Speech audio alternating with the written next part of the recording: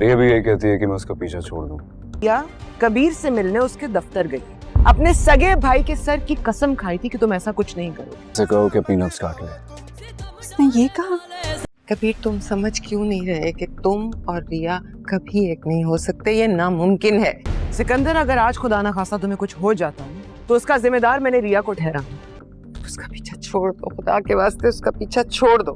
सुबह की कसम शाम तक भी ना निभा सकते। दुआ कर रहे हैं। कहा मुझे अभी लोकेशन सेंड करो, मैं आ रहा हूँ।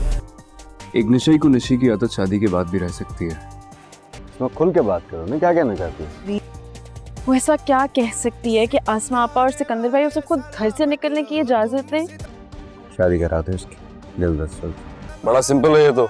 सलामत रहो तुम सितम सहने वाले। शादी इस बात का हल नहीं होता। नाजरीन, ड्रामा सीरियल मन मस्त मलंग की आने वाली एपिसोड बहुत ज़्यादा इंटरेस्टिंग होगी। नेक्स्ट एपिसोड में आप देखने वाले हैं। और रिया जब कबीर से मिलने के लिए उसके ऑफिस आएगी तो मुबीन रिया को वहाँ पर देख लेगा और वो घर आते ही माँ बीना को ये बात बता देता है। और कबीर जैसे ही घर वापस आएगा तो माँ बीना कबीर की वजह से बहुत ज़्यादा परेशान हो रही होगी। कबीर अपनी माँ से पूछेगा कि आप किस बात को लेकर परेशान हैं, तो माँ बीना उसे बताएगी तुम्हारा और रिया का कुछ भी नहीं हो सकता, तुम्हारे लिए बेहतर यही है कि तुम उसका पीछा छोड़ दो। कबीर इस बात पर हंसने लग जाता है और अपनी माँ से कहता है, रिया भी आज मुझे यही कह रही थी कि तुम मेरा पीछा छोड़ दो और आप भी यही कह रही हैं।